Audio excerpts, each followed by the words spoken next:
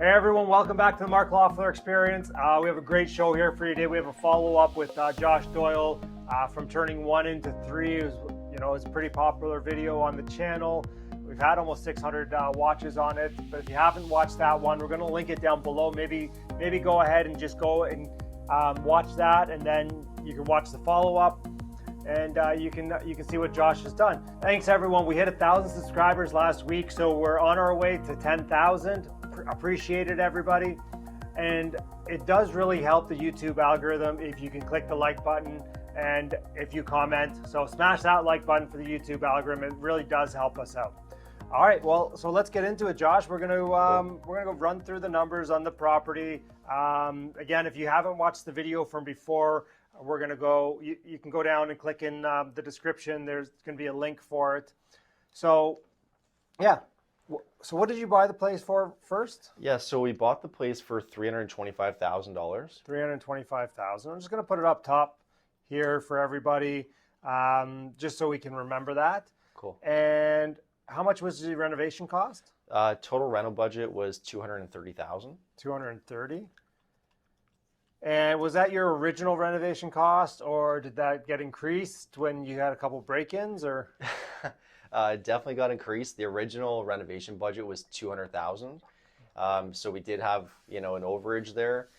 Like Mark said, a couple things. We had break-ins and just renovating old century homes. We discovered stuff, and it was actually my first major renovation. So I was kind of just learning as I went. So how many break-ins did you have? 2 in total. Interior break-ins and then some theft around the property another 2 times. So yeah, four thefts in total. Nice. Yeah. They didn't take all the copper, did they? On the exterior, they did, but on the interior, no, thankfully. How do you exterior copper? So we have those ductless mini splits. Oh, and yeah. The line sets that run outside the house, the thick gauge ones, they cut it right at the brick, like when it came out. So, yeah. Fair enough. Yeah. That's fun. All right, so yeah. If you guys want, I know we ran through the numbers on it on the previous video, so I'm not going to go through all that. I just want to see kind of, this is the after. So, what we're getting, what you thought you'd get in rents, what you actually got in rents. I know you got it reappraised and you got a new mortgage on it. Yep. So what's the reappraised price? Yeah, so the reappraisal just came in at $767,000. 767. Yep. And I'm assuming you got an 80% mortgage? I did, yep. Okay. So you got $613,600 back. Yes. And I mean, so we know that this isn't the 100% the correct number, but that's $555,000. So the gap between the two is almost $60,000. Yes. Yeah. So you made some money. Definitely made some money. I didn't make the full 60 because there were some holding costs involved, and yes. And then obviously land transfer tax, closing costs. Exactly, yeah. So what were your holding costs and land transfer tax and stuff like that? Sure, yeah. If we want to get into it, my holding costs were $30,000. Okay. And then my land transfer and my lawyer's fees, closing costs, we can just say $10,000. $10,000. Okay. So basically, the house paid you $20,000. Exactly. And now we're going to go through the numbers, and it's going to cash flow every month, and you're going to make a lot of money. Yes, exactly. And so it paid you $20,000, plus you have $154,000 in equity sitting here. Yeah, the difference between what it's worth on the market and what our mortgage is. Yeah. Yeah. Well, and obviously an appraised value of $767,000, you might be able to sell it for more on the market, because typically appraisals are a little bit conservative, right? To be honest, I thought the appraisal was going to come in stronger. There's comps that justify the evaluation being, upwards to $850,000, depending on, the location. But we actually got unlucky, and we had a property that just sold last week that was around the corner from ours, completely lowballed. They took $100,000 under asking, and it sold for $700,000. Oh, wow. So the appraiser, I spoke with her, she couldn't discredit that appraisal, unfortunately, and she had to include that into, her evaluation, and that's what kind of brought our evaluation down a little bit, but it still made the deal a home run. Yeah, I mean, you made $20,000. Yeah. So, okay, when did you buy it again? I bought this 13 months ago. 13 months, okay. So within 13 months, you have all your money out. Yep. plus $20,000, and you still hold the asset. Yes. Okay. And to be honest, the project should have been quicker, but I ran into a whole laundry list of issues. So 13 months still, it turned out to be a great deal. Yeah, I mean, guys, ladies, guys, you can dress like this and make a lot of money in real estate, you know? Did you have any costs for the appraisal on the refi? I believe it was around $550. $550, okay, just for that. Appraisals have gone up, I think, on the Yeah, residential legal side. costs probably about $1,000. Yep. Okay. All right. So yeah, that number really doesn't matter. Just want to put that in because there are costs to the refinance. So we want to make sure that, I know there's some sticklers out there for accuracy. So I want to make sure that's all in there. All right. So what were you projecting when you bought the property as gross rents? So a total, I think I was somewhere in the range of $4,500 a month. So you were estimating 4,500. Yep. I don't know why that percent is there, but we'll just get rid of that. Okay. And what are your actuals? My actual is $4,950 a month. $4,950. And a lot of that could be because it did take you 13 months and rents have gone up, 10%. Look at that. Yeah, it is. Yeah, so it's 10%. Yeah, it's exactly 10%. So yeah, rents went up. It took longer. Yeah, I guess it just contributed to that. Yeah. Yeah, I mean, maybe you did a little bit nicer job, or yeah, potentially for sure. Yeah, I thought I was. Well, and whenever I run my numbers, I'm conservative anyways to begin with. I don't like to maximize things. I always love to be called a liar. Yeah. Right, Mark, you were wrong. You told me these rents, I got 20% higher. Yeah, sorry guys, I won't let it happen again. Yeah, it's good to be a liar. I mean, here's the like, if it's a good deal and the rents are $4,500. Obviously, it's a great deal at $4,950 because, right. I mean, you're getting almost $6,000 more per year in rents. Yes, absolutely. Yeah. And I actually added parking to this property as well. So right now I'm not charging for parking, okay. but it was kind of a bonus to get these tenants in there. But in the future, I do anticipate charging for parking. So it could bring another $50 a month, $600 a year. Yeah, for sure. Great. Good. All right. So what are your heating costs? So my heating cost actually is zero because I separately metered each unit, and then I use the ductless mini splits and supplemental baseboard heat, which runs off electricity. Okay. So you have no heating costs. No heating costs. Yeah. Okay. You have water costs. You didn't subdivide the water meters? Okay. No. So I am on the hook for water. I'm budgeting $200 a month. Yeah, I think that's a little high actually. Okay. For a triplex. We run typically around $35 per tenant. Really, eh? Yeah, so, I mean, let's just call it $150. Sure. But, I mean... Yeah, I mean, hey, the numbers look great with my numbers, but this will look even better, yeah, sure. Yeah. Well, $150. Well, you like to be conservative, right? But That's right. I mean, I have a lot of property, and I just know from that it's usually $35 a month per tenant. So. Awesome. Yeah, let's go with it. All right. Property tax. Is $212 a month. Do you want annual? Yeah. It is $25.44 a year. $25.44. All right. Now, you got a building permit for this property, right? I did. So obviously your property taxes are going to go up. Yes. Yet I know from experience that typically it takes probably 5 to 6 years for that actually to come into play. Really, yeah? So I wouldn't, like myself, I wouldn't anticipate that to happen really quickly. So you're going to have some low property taxes for a bit. And sir, how exactly does that work? They know that you've improved the property, so... Yeah, MPAC pulls it. They know you've done a permit, and then they reassess the property. Okay, cool. And still, like, obviously where it is and all that, it's going to have a low number on it right now. Mm-hmm. And then, so whenever they reassess it, they'll phase it in over 5 years anyways. So it's not like you're going to go from 2,500 to $5,000. Yeah. You're going to go from 2,500 to 3,300. Okay. Still a big increase, but yeah. Yeah. Okay. So, and again, that won't be for a couple of years anyways. So, and it sometimes MPAC misses the fact that you've done work on the property. Gotcha. So it never actually happens. So who knows? Knock on wood. That'd be a bonus, yeah. So more of the story is renovate without permits. No, because the city of Hamilton's all over that. I've like, heard, yeah. it's hard. Like we were just doing something at one of our units and they came in and they're like, oh no, you're good here. We're like, okay, thanks. We kind of know that, but okay. Really, yeah. Yeah. I don't do that anyways, but yeah, good to know. Well, especially because this is a legal triplex, Yes. right? Which obviously is good because bylaw and whatever, but you know, you get permits and you get it legalized. That's probably what took some time too, right? Yeah, we had to go through the minor variance process, so that got delayed and took a while, and then COVID. So yeah, it's a lengthy process for sure. Yep. All right. Insurance. Insurance, I'm at 175 a month, which is 2,100 a year.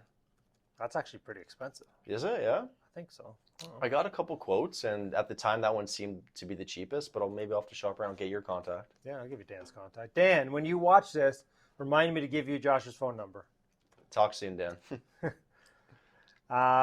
You're doing your own property management for now, right? I am, yeah. I am going to put 5% in here, though, just because at some point you're going to get tired of managing properties, or you're going to have enough stuff that you're going to hire somebody to help you and do the administrative side. So cool. I you're like going to that. obviously want to do that, right? So repairs and maintenance. Now I know it's a brand new property. Yep. Yet there's always stuff and there's maintenance and you know, you're going to obviously, I don't know, you're paying somebody to shovel the snow or haven't figured that part out yet, but I am putting 5% aside every month for repair and maintenance. So I figured, like you said, even though it is brand new, there should be minimal maintenance. That will give us time to accumulate that and then put it towards broken window or something happens with a lock or whatever it is, right? Something, yeah. Yeah. I figure 5% should be good on a brand new property for the meantime, right? Yep, for sure. Any other monthly expenses? Like, do you have a water tank rental? We do have a water tank rental, and I have to pay the gas bill actually. So maybe that could go up to the heating because the gas is heating the water, obviously. Okay. So between those two, I mean, $50 a month for heating. Yeah. Okay, and then I actually put 75, but 50 works. And then, well, that's for the water tank rental is $30 a month. So that's right. There we go. Oh, you put 360. Oh no, yeah, a month. Yeah. Cool. And the heating is mainly. I mean, I almost would have put a electric hot water tank in, because you're paying more in fees to Enbridge than you're using gas. I know. That drives me nuts every time I see those bills. I'm like, just a delivery fee for the gas can be more than Well, there's a repayment thing like in their service charge. You're probably paying $35 in service charges and like $8 in gas. That's a good point. So maybe for the next one, I'll put an electric one. Yeah, if you only have one gas appliance, right? Okay. For sure, it might be worth it. All right. Okay. So, your operating income, we have our vacancy allowance. I always use 3%. Yep. I know Hamilton is super low still, yet I do like to put in 3%. Just that's what I've got in here as well as 3%. All right. What did you get on your mortgage? 2.25%, I believe. It was a little higher because it's a rental property, I was told, but yeah. Well, hold on. It's a little higher. You're paying 2.25%. That's like free money. It is free money, yeah. So did you take a 5-year fixed on it? I did, yeah. I had the option to go variable, and the difference I think was like $25 a month between. The variable was $25 lower, and I figured, you know what, let's just lock it in for 5 years. The rates are low. Well, I wondered if you might have taken like a 2-year or something like that, just because you did get that appraisal down the street that lowered it. So in 2 years, you could have just said, oh, let's reappraise it at 800 and pull out another $100,000. That's a good point. I should have called you first. Yeah. Jeez, man. Maybe it might not be too late. The appraisal has gone through, and we're working on the refinancing right now. Okay. So I might still be able to change it. I'm going to look into that. Yeah, but I always like to take 2 years because it just leaves your options open. Okay. Right. And do you usually do a 2-year fixed? Or it depends on the market? It depends on the market. Right now, I would probably do a 2-year fixed. Okay. And I typically like to go variable, yet I only do variable. But what's variable right now? Like prime minus 0.45? Yeah, I think so. You're right. So I only do variable when it's like prime minus 0.9 or prime minus 1 type thing. Okay. Even 0.8 maybe I would take. Yet it's got to be a big enough like thing. So like I have a property right now that I'm paying like what 1.6% or 1.55% interest on because they've obviously rates have lowered that much, right? And if they ever get negative, then then maybe they pay me money every month. That's crazy. Yeah. Cool. Okay. All right. So your cost is going to be $2,600 a month. Yep. We know that our operating income is 3,600. So you're making over $1,000 a month. Yes. Yeah. Cash flow before taxes. Yeah, because we added in that the property management in there as well. Yeah. I mean, I was projecting in and around 1,500, but I mean, this still over $1,000. Well, yeah, I think we were pretty conservative in our numbers here too, right? Like, yeah. Yeah, just with the property management, right? Because I'm going Yeah. to take care of that right now. But yeah, no, that's amazing. $1,000 a month, and I mean, $1,000 a month, and you have zero money in this. Zero Actually, money. it's paid you money. I'm getting paid. Yeah, about 20 grand. Yeah. Yeah, about 20 grand. So you took this property, and let's see what it was originally. So you bought it for 325. Yep. Let's just say 325. And you put 230 in. Let's add that in. So 555. And your cap rate on what you spent on there is almost 8%. So Okay. and I get calls all the time about people wanting, like, I want a 7+ cap rate. And I'm like, yeah, we can do that. Here's a prime example of a 7+ cap rate where you got 8%, Yeah. right? It's out there, you can do it, yet it does take some blood, sweat, and tears. Absolutely. All three of those 100%. Yeah. So, I mean, let's talk about, what did you learn from this project? Like, what are some of your biggest takeaways? Okay. So, I mean, number one is taking on a project like this. As you guys can see, obviously the return on investment is significant and a lot higher than just buying something turnkey or, turnkey. But there is some additional risk associated with it. You have to actually make sure that the property is zoned properly, go through the whole process with the city of getting the minor variance. That's the biggest risk, in my opinion, is you don't know if you're going to be allowed to do this type of conversion until you really get into it and start. Well, you can have a pretty good idea, right? Because any 2.5 or 3-story property in Hamilton, I mean, at minimum, you'd get a duplex. Yeah, at minimum, for sure. At minimum, you get I mean, at 325 and doing a duplex, you're probably into it for 130, not 230. Maybe like 150 or so. 150. Let's say 150. Yeah. So you're 475. Even if you had to refinance this as a duplex and you got 600, say. Still a good deal. Yeah. Yeah. I mean, I that's what I do when I run these numbers is I plan for, plan B, plan C in case, the optimal plan of turning it into a triplex didn't work. And then so does plan B still work? Does plan C still work? But anyways, so that's the biggest thing. Some other issues, I guess, that I've run into is, just dealing with bad contractors. Like I said, it was my first major project, so I was trying to find good contractors as I went. Got burned a couple times with some low quality work and stuff like that. The break-ins, like Mark mentioned, it is in a rougher area, so we had a couple break-ins. We lost some stuff. Right? So. Yeah, I heard that happens even in the good parts of town, so. Yeah. Not much you can really do about that. How do you like that number? I love that number.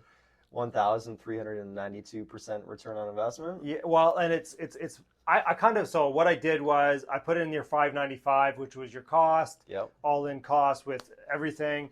And I said, well, if I had a 500, like I financed this whole thing, and basically it's your refinance cost and your appraisal, and it's giving you a 1,400% per year return.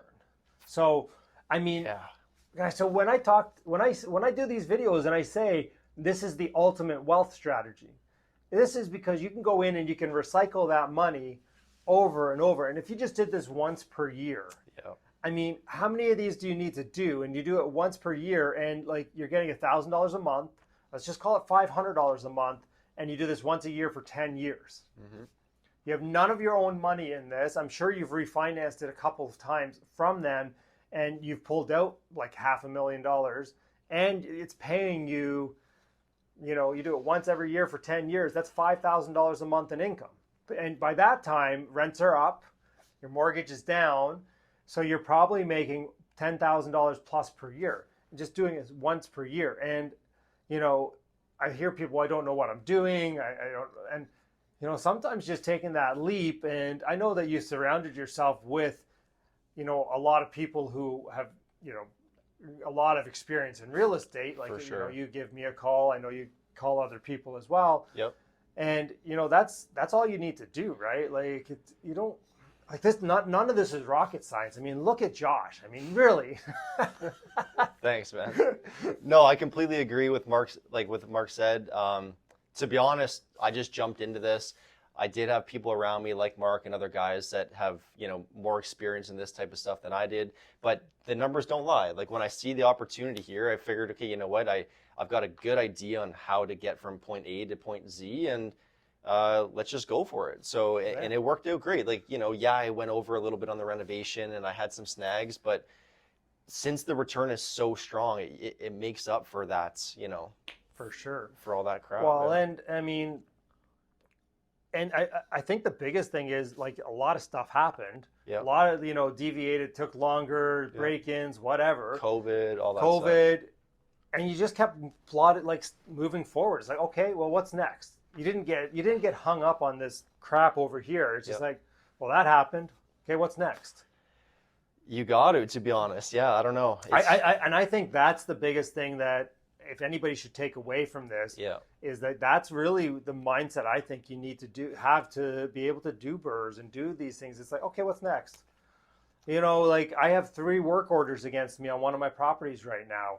It's like, okay, well, what's next? Like, let's just keep moving forward, right? Like, I completely agree. I heard somebody say a saying one time about real estate, and it's something along the lines of, whoever can put up with the most shit is going to make the most amount of money in real estate. And it's proven true to me. Like, the more I get dealt and the more I'm able to just deal with it and move on to the next thing and just pile more on my plate, it makes these small things seem insignificant, right? So I just keep adding it on and keep pushing through it, and I get returns like this. Yeah, and to be honest with you, that one that's causing me a bit of a headache right now, I'm going to refinance it within a year of buying it, pull out all my money on a $4 million property, and probably pull out $500,000.